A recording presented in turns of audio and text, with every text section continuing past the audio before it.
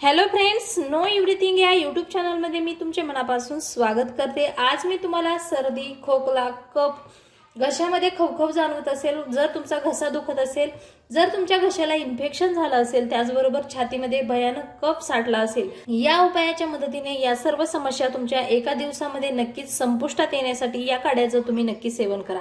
तर मित्रांनो, या काढ्याचं सेवन केल्यानंतर तुमची रोगप्रतिकारक शक्ती प्रचंड वाढणार आहे। त्याचबरोबर तुमची ऑक्सिजनची जी लेवल आहे ती देखील तुमची वाढण्यासाठी या काढ्याची तुम्हाला खूप सारी मदत होणार आहे। चला तर मग आता आपण उपायाला सुरुवात करूया। तत्पूर्वी तुम्हाला मित्रांनो माझी एक रिक्वेस्ट आहे, जर तुम्ही माझ्या YouTube चॅनलवरती नवीन असाल तर माझा चॅनल सबस्क्राइब करा आणि जर तुम्हाला हा व्हिडिओ आवडला तर नक्की लाईक करा। तुमच्या एका लाईकने मला नाविन्यपूर्ण व्हिडिओ तुमच्यापर्यंत पोहोचवण्यासाठी नक्कीच प्रेरणा मिळेल। त्यासाठी आपल्याला लागणार आहे 1 ग्लास पाणी।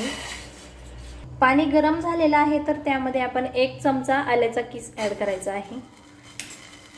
त्याचबरोबर 4 ते 5 पानं तुळशीची स्वच्छ करून घ्यायची आहेत। मिठाच्या पाण्याने स्वच्छ धुतल्यानंतरच आपण या पानांचा यूज करायचा आहे।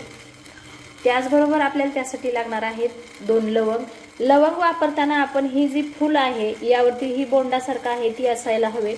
2 लवंग आणि त्यामध्ये आता आपण 3 काळी मिरी ऍड करायची आहेत। मित्रांनो, या काढ्याच्या मदतीने आपल्या छातीमध्ये साठलेला कफ वारंवार आपल्याला घशामध्ये काहीतरी गुतल्यासारखं वाटणे, टोचल्यासारखं जाणवणे, घशाला इन्फेक्शन होणे, त्याचबरोबर घसा सुजला असेल, जर तुमच्या घशामध्ये काही इन्फेक्शन झालं असेल, त्याचबरोबर तुमच्या नाकाच्या वरती थोडंसं काहीतरी गुतल्यासारखं वाटणे, वारंवार खोकला येणे, खोकल्याची उबळ येणे, त्याचबरोबर आपली रोगप्रतिकारक शक्ती कमी असणे, यामुळे आपल्याला या समस्या उद्भवत असतात।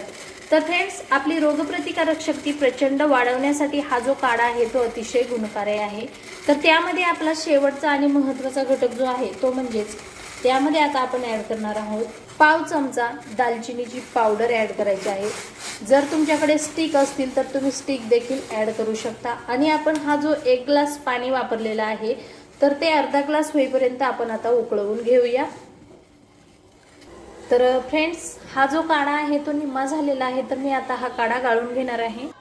सर्दी, खोकला, कफ, त्याचबरोबर आपली जी ऑक्सिजन लेवल आहे ती वाढवण्यासाठी, त्याचबरोबर रोगप्रतिकारक शक्तीमध्ये प्रचंड वाढ करण्यासाठी अतिशय गुणकारी असा आपला हा काढा रेडी झालेला आहे। तर फ्रेंड्स, हा जो उपाय आहे तो तुम्ही रात्री झोपण्यापूर्वी करायचा आहे। हा काढा सेवन करण्यापूर्वी आणि त्यानंतर आपण अर्धा तास पाणी पिणे पूर्णतः टाळायचं आहे।